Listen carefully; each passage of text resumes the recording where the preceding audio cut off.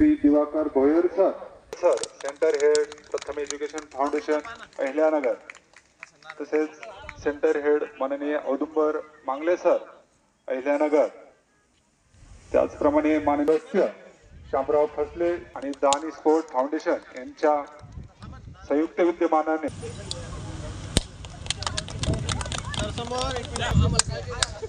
मुख्याध्यापक शिक्षक वृंद राबविण्यात येणाऱ्या ग्रासरूट स्पोर्ट प्रोग्राम आयोजित करण्यात आला आहे। मित्रांनो, हा ग्रासरूट स्पोर्ट प्रोग्राम महाराष्ट्रातील अहिल्यानगर छत्रपती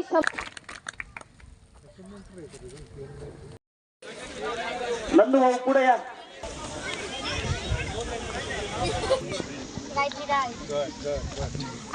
आरती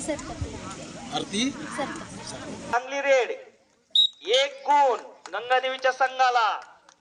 पुढची रेड घेऊन आलेली आहे ती अरणवीराचा संघ आणि आउट। दुसरा गुण परत एक गुण अरणवीरा संघाला मिळालाय। एक एक संघाची बरोबरी,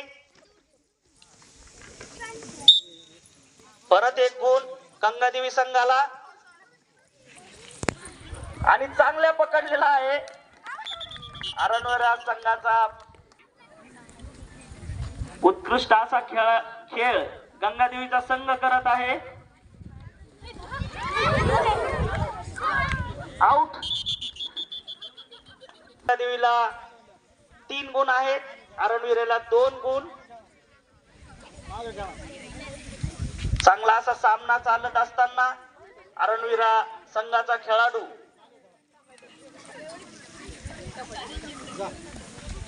कोणताही गुण नाही।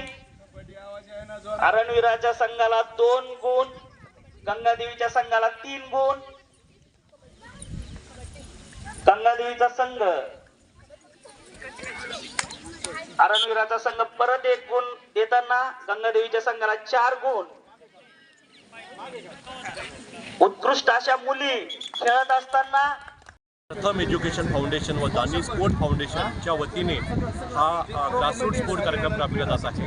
हा कार्यक्रम महाराष्ट्रामध्ये आपण 4 जिल्ह्यामध्ये राबवित आहोत आणि भारतामध्ये 4 राज्यामध्ये।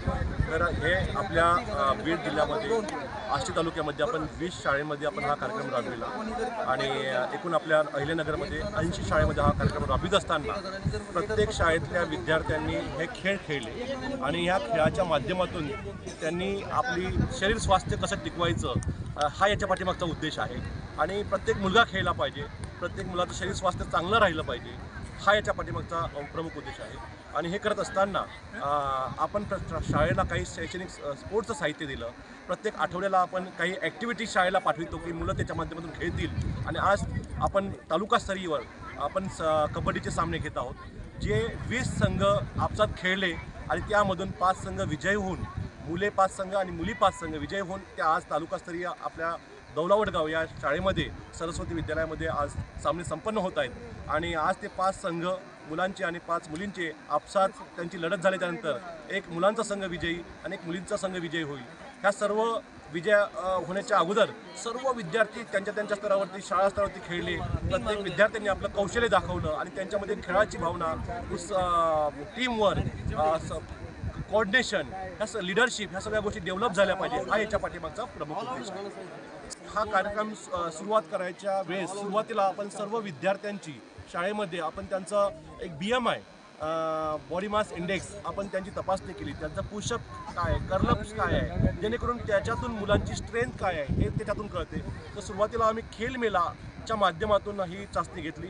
मध्ये आम्ही मुलांनी वेगवेगळे खेळ खेळले, वेगवेगळ्या ॲक्टिव्हिटी केल्या आणि आज हे तालुकास्तरीय सामने संपल्याच्या नंतर पुन्हा त्यांची अंतिम चाचणी होईल, ज्याच्यामध्ये पुन्हा BMI त्यांचा चेक केला जाईल। म्हणजे मुलांची पूर्वस्थिती काय होती आणि मुलं खेळल्याच्या नंतर त्यांच्यामध्ये काय शरीर स्वास्थ्य वाढलं हे आपल्याला कळेल आणि हेच बाकीच्या मुलांना पण लक्षात येईल का खेळण्यानं आपली शारीरिक क्षमता वाढते, तर आपण खेळलं पाहिजे। बरोबर, आज मोबाईलच्या अतिवापरामुळं मुलांचे डोळे, मुलांच्या बौद्धिक क्षमतेवरती पण सुद्धा परिणाम होताना दिसत आहे आणि आज मुलं खेळण्याचं, व्यायाम करण्याचं, सराव करण्याचं विसरून मोबाईलच्या युगाकडे वळत आहे।